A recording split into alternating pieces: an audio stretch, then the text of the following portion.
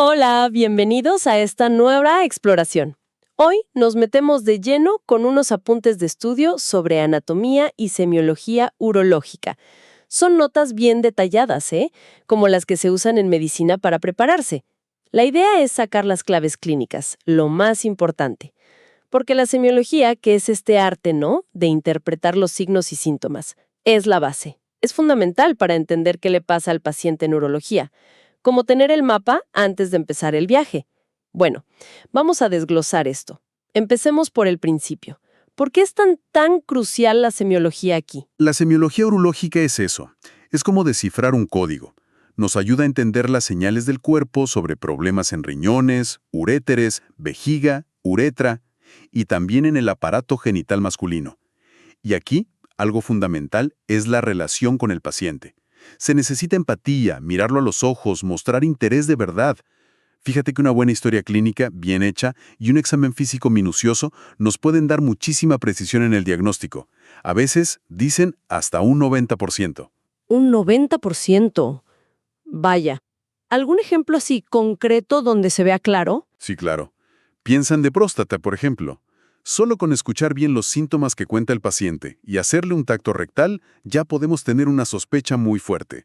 Si al tocar la próstata se siente, digamos, elástica, lisa, pues pensamos más en un crecimiento benigno, la famosa HBP, hiperplasia benigna de próstata. Ahora, si es muy sensible, muy blanda al tacto, quizás sea una prostatitis aguda. Pero si la notas dura, como piedra, irregular, ahí sí se encienden las alarmas. Podría ser un cáncer. La consistencia es una pista clave, de verdad. Claro, no es solo hacer una lista de síntomas y ya. Aquí es donde, como dices, se pone interesante la cosa. Hay que entender la fisiopatología, o sea, el porqué de cada señal. Por ejemplo, en esa HBP que obstruye, ¿por qué el paciente dice que tiene que ir al baño tan seguido, incluso de noche? Excelente pregunta porque ilustra perfecto esa conexión. Con la HBP obstructiva pasan varias cosas, ¿no? Primero, la próstata está más grande y bloquea parcialmente la salida de la orina por la uretra. Entonces la vejiga tiene que hacer un esfuerzo extra, tiene que contraerse con más fuerza para poder vencer esa resistencia. Y ese sobreesfuerzo, si se mantiene en el tiempo, puede hacer que la vejiga se vuelva irritable o hiperactiva. Y de ahí viene la urgencia y la frecuencia para orinar. Entiendo lo de la irritabilidad por el esfuerzo, claro. ¿Pero hay algo más que explique esa frecuencia? ¿Sí? Hay una segunda razón que también es clave. La obstrucción impide que la vejiga se vacíe del todo. Siempre se queda un residuo de orina adentro después de orinar. Si lo normal es vaciarla casi por completo, aquí puede quedar un 10%, un 20% o a veces mucho más. Y claro, eso reduce la capacidad útil de la vejiga. Si normalmente le caben, ponle 400 mililitros antes de sentir ganas fuertes, pero tiene un residuo de 100 mililitros, pues solo necesita llenarse con 300 mililitros más para llegar al mismo punto. Se llena antes, por eso va al baño más seguido. ¿Y ese esfuerzo crónico puede tener consecuencias más allá de la propia vejiga? Definitivamente. Y aquí es donde vemos el impacto más sistémico, digamos. Para poder vencer esa obstrucción, la vejiga puede generar presiones internas altísimas, a veces más de 100 centímetros de agua. Imagínate, cuando lo normal para orinar son unos 20-30. Ahora, si esta presión dentro de la vejiga supera la presión normal que hay en los uréteres, que es de unos 40 centímetros de agua más o menos, ¿qué pasa? Pues que la presión se transmite hacia atrás, hacia los riñones. ¿Y eso qué les hace a los riñones? Puede provocar dos problemas serios. Primero, la pared de la vejiga se engrosa muchísimo por el esfuerzo. Es lo que llamamos vejiga de lucha, y se ve en la ecografía. Segundo, y esto es más peligroso, los riñones se pueden dilatar por esa contrapresión. Se llama hidronefrosis. Y esa presión crónica puede dañar los filtros del riñón, los glomérulos, que son muy delicados, y puede llevar a la larga a una insuficiencia renal. O sea, un problema que empezó abajo, en la próstata, puede terminar dañando seriamente los riñones. Es increíble cómo algo tan localizado puede tener esas repercusiones, ¿no? Bueno, entrando ya en los síntomas específicos, más allá de los generales como fiebre o pérdida de peso, que siempre hay que preguntar, claro. Están los famosos LUTS, los síntomas del tracto urinario inferior. Se agrupan como en dos fases, ¿verdad? Correcto. Están los de llenado, que también se llaman irritativos, y los de vaciado o obstructivos.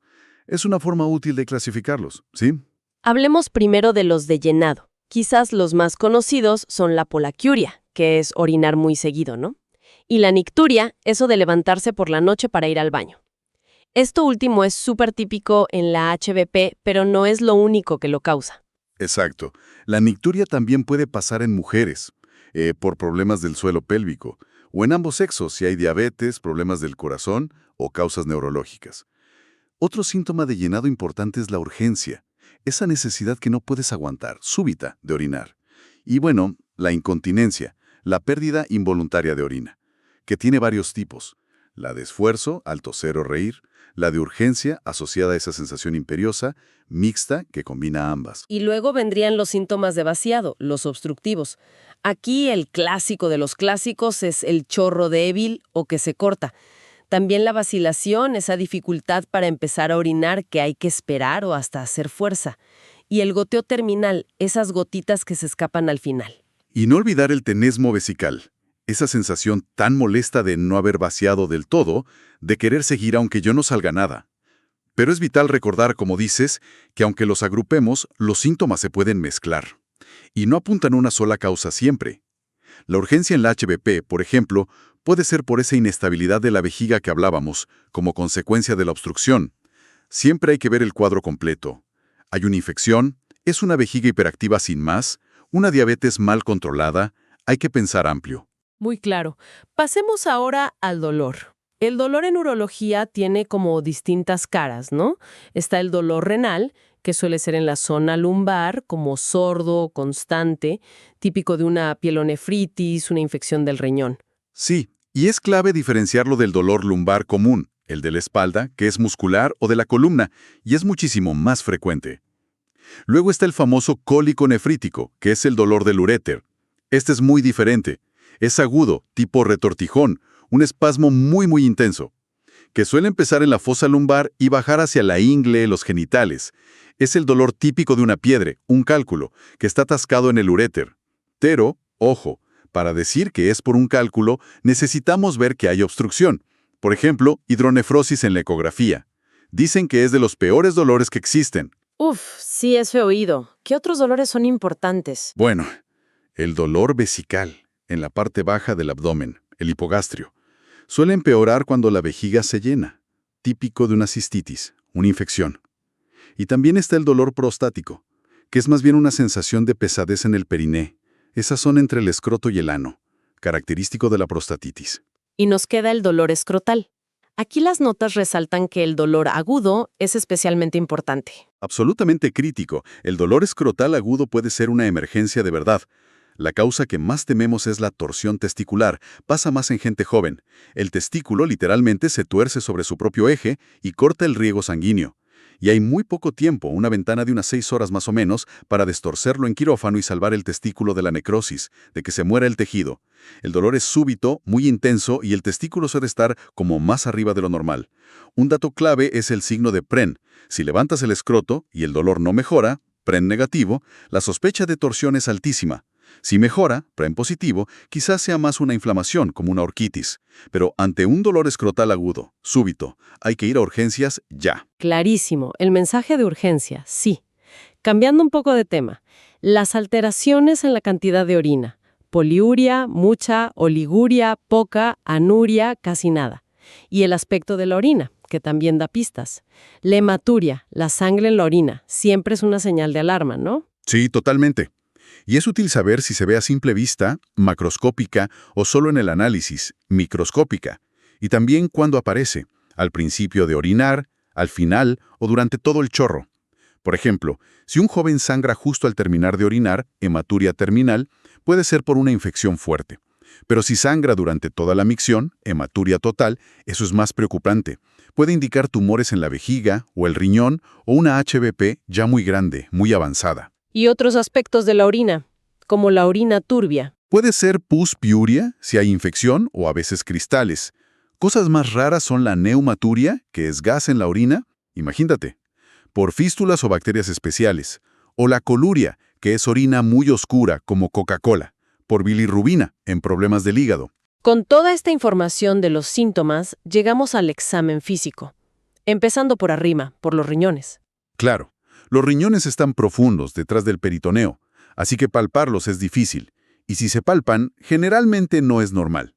Solo se logran tocar si están muy grandes, por un tumor, una hidronefrosis muy marcada, o si están caídos, topsis renal. Hay maniobras con las dos manos, como la de Guillón, pero la verdad, lo más útil en la consulta es la puño-percusión en la zona lumbar justo debajo de las costillas. El famoso signo de Giordano. Ese mismo. Si al dar un golpecito suave con el puño cerrado en esa zona, se despierta un dolor intenso, Giordano positivo, eso sugiere mucho una inflamación aguda del riñón, como una pielonefritis, o una obstrucción aguda. Es un signo que orienta bastante hacia un problema renal activo. ¿Y la vejiga? ¿Cómo la exploramos? Se percute en el bajo vientre, en el hipogastrio, buscando si suena mate, lo que indicaría que está llena.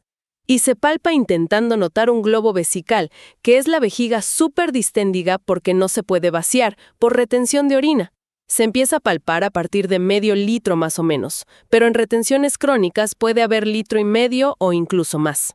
Y es importante diferenciar la retención aguda, que aparece de golpe, duele mucho, a veces después de tomar alcohol si ya tienes HPV, de la crónica, que es más lenta, progresiva, duele menos, el paciente a veces ni se da cuenta. Las dos necesitan poner una sonda vesical. ¿Hay que tener alguna precaución especial al poner la sonda? Sí, muy importante. Si el paciente ya ha sido operado de la próstata o se sospecha que tiene la uretra estrecha, estenosis, intentar meter la sonda a ciegas puede ser peligroso. Puedes hacer daño, provocar sangrado o crear una falsa vía. Pero incluso en sondajes que parecen fáciles, en retenciones crónicas de mucho tiempo, hay que pensar en la hematuria ex vacuo. Hematuria ex vacua. ¿Qué es eso exactamente? Es un sangrado que puede aparecer horas después de vaciar de golpe una vejiga que ha estado súper distendida por mucho tiempo. Al descomprimirla bruscamente, algunos vasitos pequeños de la pared de la vejiga se pueden romper y sangrar. No suele ser grave, pero claro, asusta mucho al paciente y a la familia. La clave es vaciar la vejiga poco a poco, pinzando la sonda cada cierto volumen que sale y sobre todo explicar que esto puede pasar antes de poner la sonda, para evitar sustos y malentendidos. Excelente consejo práctico, sí señor. Pasemos ahora a los genitales externos masculinos. En el pene, ¿qué hay que mirar? Pues inspeccionamos si hay lesiones, úlceras y, fundamental, evaluar el prepucio.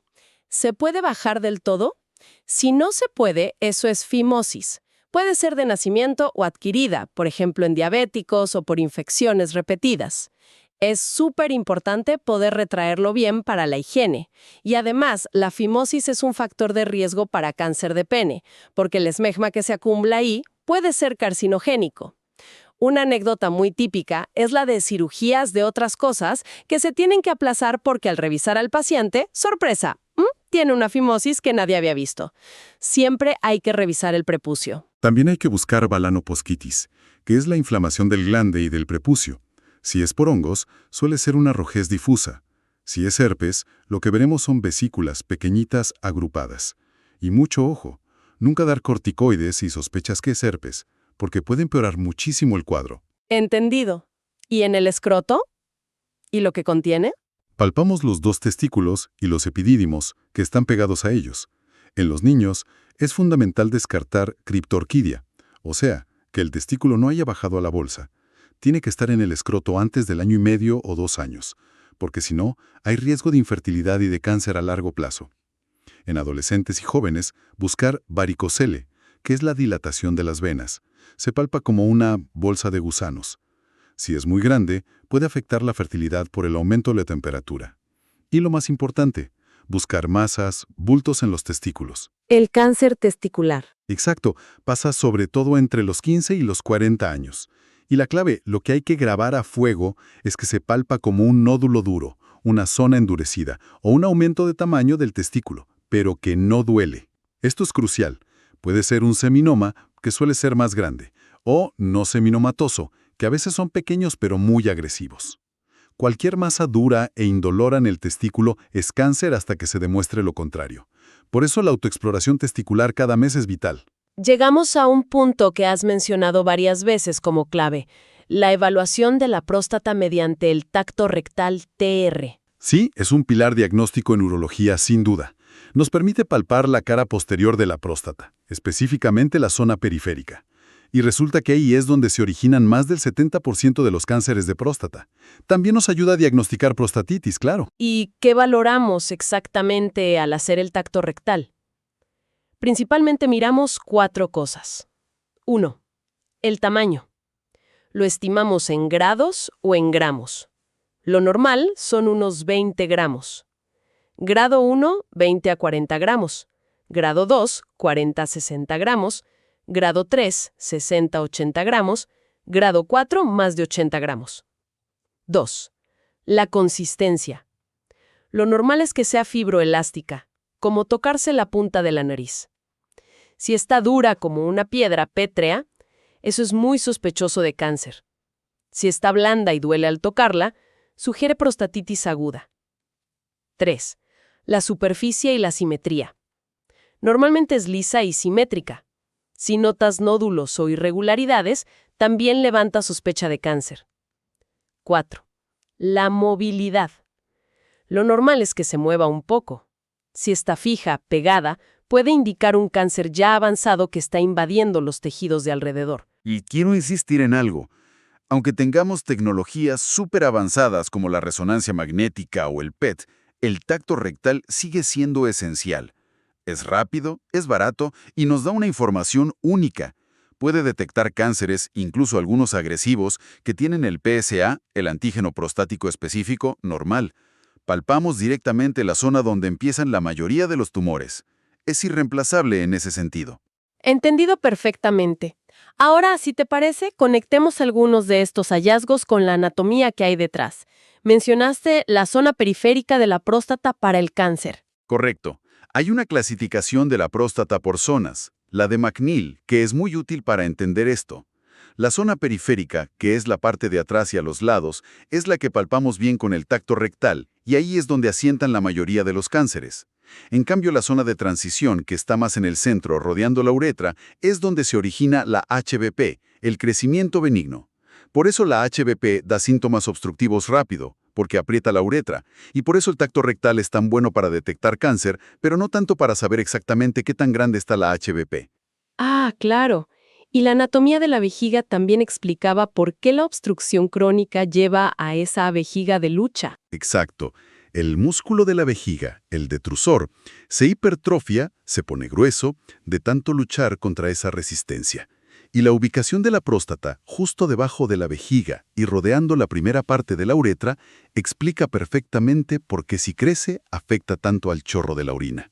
Y hablando de conductos, el uréter, ese tubo que baja del riñón a la vejiga, mencionaste que tiene unos puntos más estrechos donde suelen quedarse las piedras, ¿no? Sí, tiene como 3 estrechamientos naturales, fisiológicos.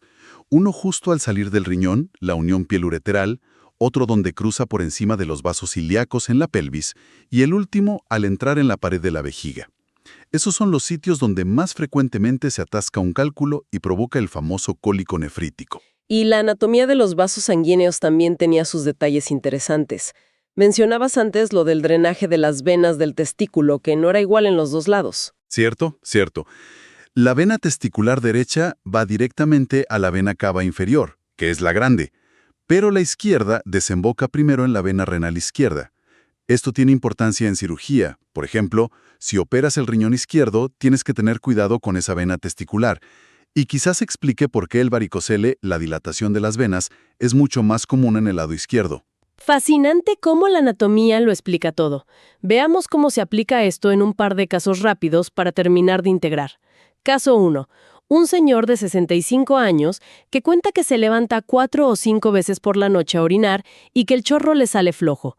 Le haces un tacto rectal y notas la próstata grande, calculas un grado 3 o 4, pero la consistencia es elástica, lisa. Clarísimo.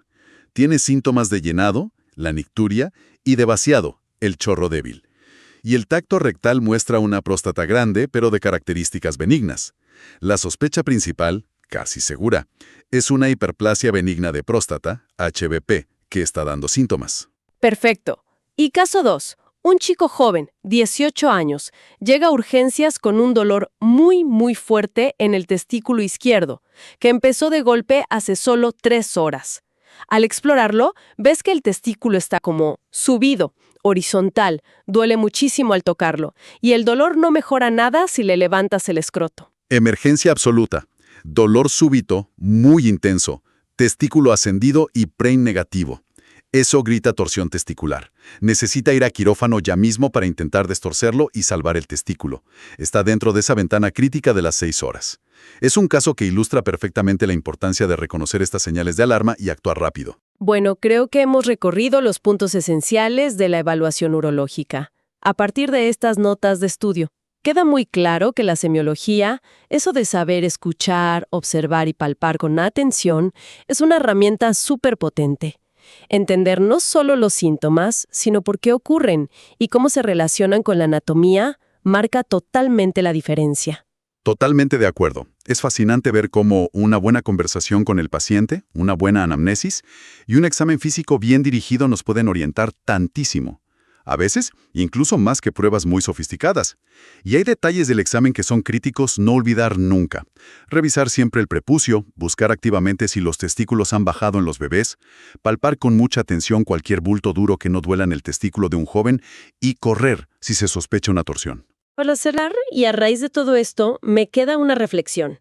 Sabemos que el cáncer de próstata es el tumor más frecuente en varones en muchos países, y que el tacto rectal es clave para detectarlo pronto, incluso con el PSA normal. Sin embargo, como que todavía hay barreras para que se haga de forma rutinaria, ¿no? ¿Qué factores crees que influyen? ¿Culturales? ¿Vergüenza? ¿Quizás el propio sistema de salud? ¿Falta de tiempo en la consulta? Para que esta exploración tan valiosa no se haga más a menudo. Y sobre todo, ¿qué se podría hacer para superar esas barreras y mejorar la detección temprana de esta enfermedad tan común? Ahí lo dejo, para pensar.